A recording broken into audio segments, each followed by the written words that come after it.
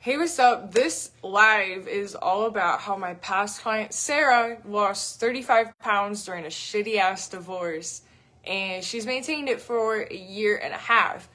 So let's get into it. Let's break it down. So she's one of my favorite clients I've ever worked with. She really just showed up and kicked ass. All of my clients have. But I feel like for my social media audience as it stands right now, and how it stood for a while, I've noticed a pattern in behaviors and things of that sort. So one thing I see, or I've seen not just on my social media, but over the past 15 years in fitness, and not just my own transformation, right? Because it's easy to think that your case is just the norm for people for gaining weight and having unhealthy habits and stuff like that.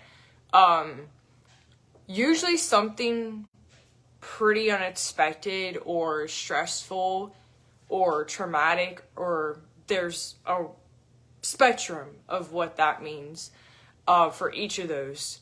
But usually that will cause people to start having bad habits, like unhealthy habits, right? Whether that's just not going to work out, whether that's stopping your hobbies, whether it's stopping taking care of yourself and eating healthy. There's a number of things that could happen, including binge eating, binge drinking, all the way up to food addictions and substance abuse. So there's a range of things that could happen. So I always talk about this particular client because for the most part, she's the one that I feel like really represents what a lot of people go through and a lot of people on my social media go through. But in the coming couple days, I'm going to talk about some other clients I've had, including some more recent ones, so that way you can see a range of people who have had success with my coaching. But I'm going to talk about Sarah's story today, so that way you know what was going on, what happened, what we worked on, where the transformation happened at, so that way you see, hopefully you see yourself in her story and being able to have success like she did. And if you don't relate to it, then I have some other stories of past clients, including very, very recent ones that I'm going to be talking about in the next couple days. So just an FYI. But so this was really before I had my social media marketing like really dialed in, like I have it now. And I mean, there's always room for improvement all the time. But when I mean it was scrappy, I mean it was scrappy 2 years ago.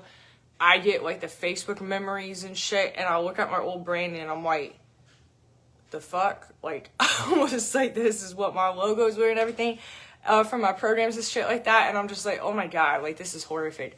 So that's good. There's always room for improving. So if you're a business owner, I hope you resonate the fuck with that, because like I'll get memories from Facebook and it'll be like an old program I had or something before I dialed in what exactly I wanted to fucking do for my program and everything with the branding and all that good shit. And I'll look at it, I'm like, oh my God. So when I mean my marketing back then was rough, it was rough.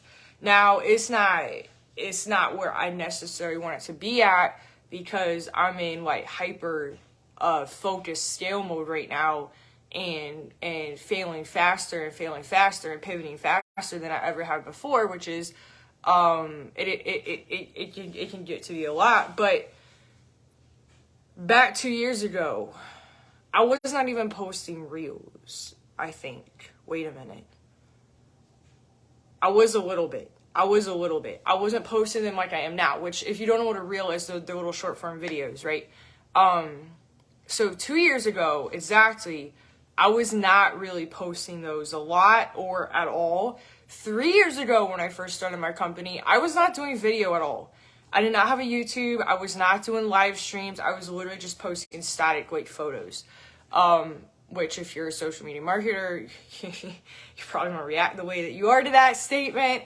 But Reels and the little short form videos and stuff didn't really take off until late 2020. Instagram didn't even have them until late summer 2020. So, I didn't have a YouTube or anything. So it was very different. My marketing was very different, and it was very, I don't want to say slapstick, but it definitely was not is what it is now.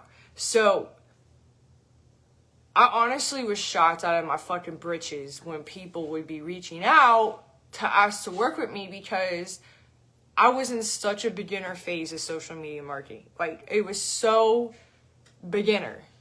And there's some areas that I'm still a beginner at, you know, different platforms and stuff that I'm adding into my content this year.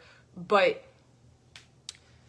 I was shocked, honestly. Not entirely, because I was getting traction even with not having a serious strategy. And even, well, I wouldn't say I wasn't serious. I was serious. I just was still learning a lot more than I am now. So I was honestly shocked out of my fucking britches, you know, 2 years ago when Sarah reached out to me, because my social media marketing was not what it is now. And she was like, hey, you know, like, this is what I'm struggling with. Like, I saw your post. You know, let's talk. And so we did. And she was like, oh my God, this is what I've been struggling with by myself. She was going through a really nasty divorce. What do I mean by that? I mean, as in, it was not a mutually friendly situation. And the spouse was not making it as easy as possible in what's already a really pain in the ass situation. There were kids involved, not minors, but they were young adults, and it's still a pain in the ass. Like, no matter which way you look at it, whether it's mutually friendly or not, there's just shit that has to get done that still takes up your time, your energy, etc. And it's not an easy thing to do. Even when everybody's on the same page and everything. So it was hard for her. Like, she had healthier habits before. So some of my clients came to me with no history of working out and no history of eating healthy. I've had a couple different types of clients. I've had the ones that had a history of healthier habits, and then something totally threw them for a loop, caused them to become very unhealthy and inconsistent. And then I have also worked with people on the other end of the spectrum who had never worked out. They had never really ate healthy. And they really had no background in it, or no past foundation with it. So I've worked with people on both sides of the spectrum. Sarah was on the side of, she had healthier habits before, and then this divorce really threw her for a loop really, really bad. So she had like Zumba, she was into gardening. She really didn't used to eat that bad. I wouldn't say it was necessarily the healthiest shit in the world all the time, as per her own words. But in the grand spectrum of the clients I've worked with, she definitely was not the one that had previously had the worst eating habits. So really, you know, she led a pretty moderately healthy life, which is kind of average for a lot of people. And she had worked as a news reporter. So, you know, she was usually up at the crack ass of dawn, and she used to have a whole routine and everything. And she had a kid, and then that had been her focus for, you know, pretty much most of the kid's life. So when this divorce was going on, like, she was wanting to get back to her old self in some ways and level up in other ways. So she wanted to reconnect to hobbies that had helped her before. I wouldn't say hobbies, but habits that had helped her before. And she wanted to level up and eat healthier than she had before. And she was in the process of getting her career back. And so there were multiple facets going on here. And what her habits were every single day. She was coming home from getting stuff done and everything, and like you're sitting in front of the TV and eating a bunch of junk food and binge drinking and stuff, and her younger daughter was seeing that take place, and her daughter was starting to mimic some of those habits. So essentially that's where Sarah said, this is where like the butt stops here, the shit stops here, like I'm not like this is not gonna happen. And I've never been married, I've never been divorced, but I have seen it happen in a lot of my family members. I've seen it happen in a lot of people I went to college with, but of course, it doesn't mean like I have ever been in it. But I can imagine like you don't want it to affect your kids no more than it already is going to by default. So she was upset about herself going down the drain, but she didn't want her daughter to go that same route. So that was the state she was in when she messaged me. She was very upset. I wouldn't say hysterical, but she felt like she was dealing with it alone. Nobody really could like talk to her about it. She didn't really have a great support system basically with it, which is common. More common than people think. And here's the deal, even when you reach out to people, it don't mean necessarily they're going to know what to tell you or how to help you or anything like that. So that's just facts. So it was a really bad fucking situation. Her habits had been really bad for a really long time. And she had gained, 35 pounds. So it was a situation where if she didn't take action, she would have kept going that route. I don't know what would have happened to her. She don't know what would have happened to her. And she doesn't know what would have happened to her daughter. So it was really a bad deal. It was a situation where like you had to do something or it was just going to keep getting worse like it was. So that piece of content, I gotta go back and I gotta find it, but I gotta go through so many posts to fucking find it from 2 years ago. But that piece of content that I did, it probably was really a few, but it was one in particular it was probably one where I talked about like what would have happened to me or why I took action when I did for my own transformation for healthier habits and shit, or like weight loss, whichever one you want to see it, because they go hand in hand for a lot of cases. It was probably something like that. Usually that's where people reach out when I start talking about how I realized I had a problem with sugar. I had a sugar addiction. Like signs that what made me realize I had the problem. And then anytime where I post about like very bluntly in a very raw manner, like what would have happened to me, what state I was in mentally, emotionally, physically, that type of content may be boring to most people because it's not edutainment, but that content has single-handedly like gotten people to raise their hand and say, yeah, I need your help and sign up. And that was the case with Sarah. So anybody who thinks otherwise can just kiss my ass. But anywho, so I wanted to really get that picture painted very fucking well for you so you understood. This wasn't just somebody that just wanted to like lose 10 pounds to fit into a wedding dress or into a bathing suit. I mean, this was a really whole ass enchilada problem going on. So we had, for number one, we had to identify the root cause, which was, she was pretty obvious what it was. There were some underlying feelings of like lack of self-confidence and everything. And like there was a lot of things that she had postponed for way too long.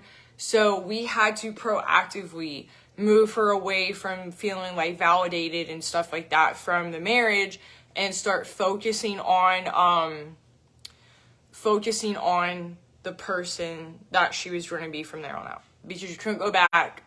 You couldn't go backwards. You had to go forward. So we had to move forward with that Sarah, the Sarah that she was going to be and embody moving forward. So once we let go of that version of herself, the married Sarah, the married person to this other person, and that identity, then we were able to move forward in a better way. And we had a proactive strategy. So her main issue was not just when she would come home from being on the interview circuit or something like that, or errands or different things, you know, the boys, you gotta do a lot of fucking shit. So it honestly depended, but that was number one. That was a huge issue. That time frame during the day was an issue for her. And then if she was out and about and would get a call from like the lawyer or the ex-husband or something like that, that would kind of turn her into the spiral version of herself. If she would try to go through like Taco Bell and places like that and binge eat. So we're not talking about like one order of food. We're talking like enough to feed like 4 or 5 people in one sitting. So what we did was we reconditioned her away from that habit. So we started rewiring her habits. What did that look like? So we set up a reward system for her. So I'm not going to go into too much detail because she wanted to stay anonymous, because she is a news reporter now. Still, she went back to work after getting divorced. So she wanted to keep her identity anonymous, which is totally fine. But I won't get too much into the specifics because she wanted to be anonymous. But anyway, so we had to have a proactive strategy in place. So from when she was coming home, what would happen there, right? So instead of her actively choosing to sit in front of the couch and watch Netflix and drink a shit ton of beer and eat a shit ton of ice cream, those two were her two faults, ice cream and beer, besides fast food. What were we doing instead? What we set up, she gave me like a drawing of her house where her and her daughter lived. So I said, okay, you walk through the door. What are we doing? We're not coming near the couch or the TV, right? We're coming around this way, right? So we actually set up an entire new way for how she came home every single day. And we put reminders into her phone for that time of day. This is what we're doing next, right? And then we had reminders on like a 10, 15-minute interval what she needed to get done. Because she had her young adult daughter who was also working at the time. So there was a lot of things that she had to get done. She had to get laundry done. She had to get cleaning done. She had to get food done. When she was coming home, she was not being productive at all. It didn't matter what type of day she'd had. So she would literally crash on the couch, beer and ice cream all night, and would wake up in like this, like, beer bottles and ice cream all over the fucking floor. Like, I'm not exaggerating. So we had a lot of work we had to do. So I asked her, make me a map of your house. Show me when you come home, what is your foot pattern? What do you do? Because if you've never heard of it, one of the worst things that you can actually do if you are a binge eater, a binge drinker, and a food addict, any person who has a problem with sugary, junky food or any sort of other type of substance, the worst thing you can do is come home and lay down on this plane, right? Because what's going to happen, it's going to be very hard for you to get back up because you're reaching for the beer, you're reaching for the ice cream, and your body really doesn't have to move beyond going up and getting more. Or if you had somebody else at home like she did, you could just yell to them, hey, get me more of this. They'll come bring it to you, and then you don't get up from that plane except for when you go to the bathroom. So if you've never heard of that, that's an actual phenomenon that's been tested and studied, where if you are a food addict or a substance abuser or a binge drinker, a binge eater, the worst thing you can do is go home and lay down on the couch, because once you're in that playing in that state, it's almost impossible for you to get yourself back up, and it makes breaking those habits very, very, very hard. So that's why when we created her battle plan, I wanted to see her exact foot pattern from when she got up in the morning and when she was coming home, because that was the problem, was when she was coming home every single day around between 5-6 p.m. So we rerouted her entire foot pattern.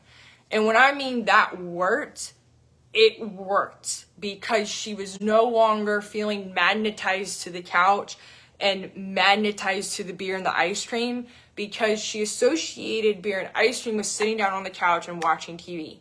And that would not be for an hour during dinner. That would be like 6, 7, 8, 9 hours per night into the wee hours of the morning. The cycle would just fucking repeat itself. And nothing was getting done. The house was a mess. Like, there was just so many fucking things that had to get done. And it wasn't just causing the weight gain to happen. It was affecting her daughter. It was affecting her mental health, her emotional health, and everything. So, we really had to do that. And that may seem harsh to some people, but I know when I was transforming my life and I was moving away from binge eating ice cream every night, I rerouted my foot pattern. Instead of walking certain ways through the kitchen at night, if I had to go down there and get something like a glass of water, I rerouted how I would walk, because my brain was associating the foot pattern with the habit. And that's what she was doing. She was associating the time of day and the foot pattern with the habit. So we had to completely break that apart, like annihilate it, like dynamite, throw a stick of dynamite in there. So that was key number 1. We had to reroute that foot pattern. Second thing that we did is we conditioned her away from having the emotional response to a text message or call from a lawyer or her ex-husband at the time. They were technically separated, not officially divorced. I'm just going to call him the ex-husband just to make it simple. So we had to condition that behavior response, that emotional response out, because every single time she was triggered by it, she was going through fast food and she'd be binge eating for 2 hours in a parking lot somewhere, and that's no way to live your life. Beyond the weight gain, that's no way to live your life. She was completely depressed, anxiety ridden, a complete hot mess, and that's her own words. So we had to condition that out. How did we do it? We did it in a couple different ways. So number 1, we had her join a support group where other people, men and women, were talking about getting divorced, what they went through, how they coped with it, because I really wanted her to get away from being isolated and dealing with it. She needed to get in the game. If you've been on my content, you've heard me talk about getting yourself in the game. We had to get off the bench and we had to get in the game. So I wanted her to really put herself in the middle of it, right? And it helped tremendously for her to be around other people talking about it, supporting each other through it, right? Instead of being off isolated in front of a TV with a shit ton of beer and ice cream. That's no way to cope with anything. So it helped her a lot to be able to talk about it, to be around it, to hear from other people going through it, so she knew she wasn't alone, and it helped her face the trigger.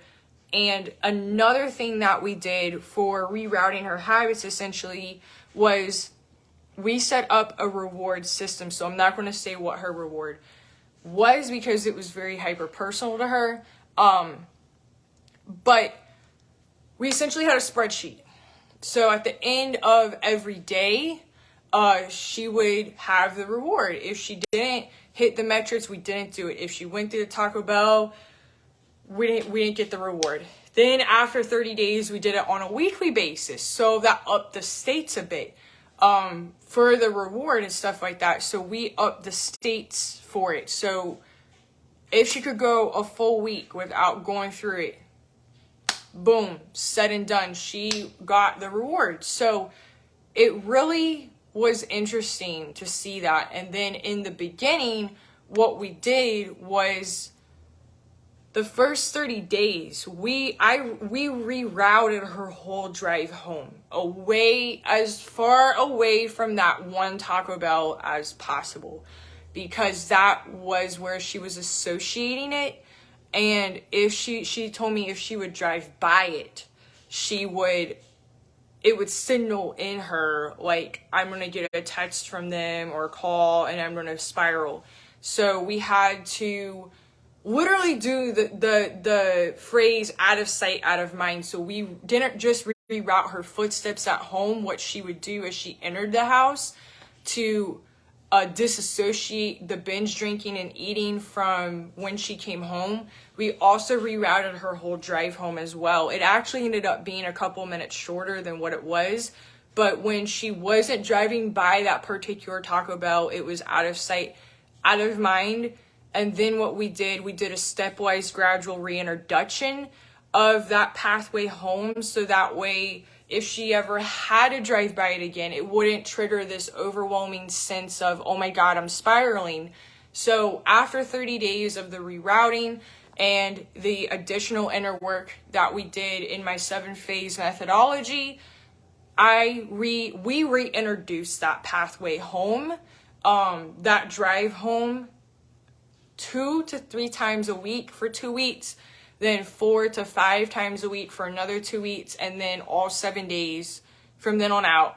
And she would be able to drive by it and not feel this horrific sense of, oh my God, I have to go get all this Taco Bell. Oh my God, I gotta check my phone. Oh, I gotta pull in and check my phone. Holy shit, something else is happening. So it took a lot of work on her part in order to make it work. Obviously, I could not drive home for her or do all this other stuff, so she really had to step up to the plate. Then we started, this was all going on at the same time because it was 90 days working together. So when I say we started this, think of it starting like when we started working one-on-one with each other to make this work, because this was all running all parallel to each other, all of these things, okay? It wasn't like this and then this and then this. But anywho, so we also had to reintroduce an outlet, right? So if we did all this stuff and then she didn't have an outlet to get all the stress out, there was still a chance that these habits could come back. Statistically, I'm a numbers and data nerd, so I know when there's a statistical chance of something happening. So anyways, we had to reintroduce an outlet back into her daily habits. How do we do that? Well, instead of making this overwhelming 5-6 days a week or something like that, we started out on that 2-week stepwise cycle. So 2 to 3 days a week, she had to go to a dance class that she wanted to do, like exercise dance class, like Zumba or something like that, or gardening. I was like, you can take your pick. But I said it probably would be beneficial if you do one-on-one. But that's just me, just to make sure you're getting the most benefit there. So she would do that, a combo of 2 days one day another, or vice versa. And we did that for 2 weeks. And it wasn't overwhelming for her. It was gradually reintroducing it, sliding it under the radar, essentially, so it wouldn't be like this really hard thing for her to do. Then after the next 2 weeks, instead of it being 2 to 3 days a week, we did the 4 to 5 days a week. And we kept it at that. The 4 to 5 days a week worked really well for her, because it got her in this Monday to Friday habit. So that's where she had been at before the divorce. Monday to Friday, she would go to like an exercise class and or come home and garden if it was that time of year. So honestly, it helped. It really did help. And having the one-on-one support helped her tremendously, because she didn't have really any sort of support system with it. So she felt very isolated. Getting into a divorce group with people was essential for her too. but then also being able to navigate the weight loss and healthier habits aspect of it, because just because you go to like a divorce group or something like that, it doesn't mean that they know what they're doing for these, you know, adjusting these other habits. The divorce group mainly served for her to be proactive about the root cause and facing it head on, instead of coming home and crashing on the couch and binge drinking like a couple 6-packs of beer and having an ungodly amount of Ben & Jerry's ice cream, and trying to think that was coping with it by yourself, and not being productive in your life, and not being able to thrive anymore. It was just, she felt really, really depressed and anxiety ridden from the whole situation. So we had a lot of work to do. I walked her through my entire 7-phase winning weight loss methodology, and it was way easier said than done in that case. She really had to step up to the plate in order to make it happen. And she had to really want it to happen and show up for herself, even on the days where she was feeling like upset or anxiety ridden. So I really give her a shit ton of credit. It was not easy to reach out for help in that situation, because it was hyper personal, and a lot of people would have been embarrassed. So she had not engaged with any of my content. She had never liked a post. She never shared anything. She never commented on anything. So I feel like a lot of my clients come from that. It's not the people that are commenting. It's never the people that are liking or sharing my posts. It's always the people that are watching in the wings, and then they have had it with their situation and they reach out and they work with me. So she kicked ass. She absolutely kicked fucking ass. So I really want to give her credit there, for not just reaching out and investing in herself and signing up with somebody to work with who was a good fit for her, but also showing the hell up consistently and making shit happen, because it was a very, very hard situation that she was going through.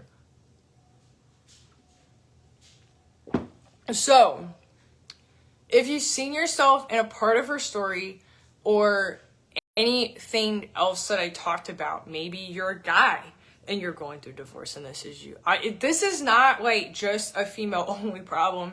And my clientele has been 50-50 males, females, give or take. So this is not just a female only program. What I do, this is not just a female only problem by far. This is not just a heterosexual problem. I have seen it across all genders, all sexualities, what have you. I have seen this occur for runaway weight gain and unhealthy habits. So no matter where you're at, if you're struggling, you've been on that struggle bus for more than 90 days, we got to do something. You got to do something different. We can't just still be watching content and hoping a miracle is going to happen.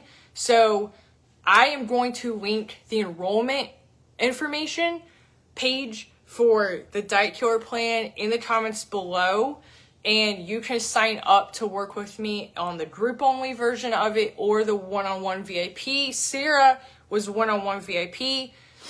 So that's why when I was telling you all the strategic aspects of her battle plan, we were on a call face-to-face like this going through it. So if you don't do one-on-one, you take the program curriculum, the 7-phase winning weight loss methodology, and it's all laid out for you, and you go in order and you do it yourself. And we do group hot seat calls once a week to navigate the psychosocial aspects, aka the shit you can't Google, to help you win your weight loss. But if you want the one-on-one support, you want the high-touch, white glove, premium fucking experience to really knock it out of the park, and you know you're struggling, and you know you need the extra support, and you know you need the extra mentorship because you're really, really lost, and if you were to rely on yourself for DIY, it just wouldn't get done. So sometimes people need that extra energetic exchange in order to take it as seriously as possible. Sometimes they don't. every client I've worked with, whether it's been in a group or one-on-one environment, they've always taken it seriously, and they've always kicked ass and gotten results, because I'm very good with my content of making sure people know what's up. So it honestly depends on you, how you learn. I have an educational background. I even got a damn master's degree in it. So I know there's different learners, there's different ways to learn and implement. So it depends on you, which one is best for you. If you have a question on that, or you need help making an informed decision on which is best for you to move forward, then DM me VIP so we can have a conversation that is zero fluff, zero bullshit. It's all about figuring that out, which one is best for you. So I will go ahead and in this live stream, go do that. Either message me if you had a question, if you're not sure which one is for you, or go sign up directly in the link below in the comments. FYI, one-on-one starts May 1st, runs to August 1st. Group enrollment is year-round. It'll be throughout the summer, but on May 1st, the price will double. The next time you can sign up for one-on-one will not be until the fall, and it's also going to be more money. So if you don't want to continue to waste your time, and that's 4 more months that you are struggle, I suggest you get your ass in now. I'll catch you later.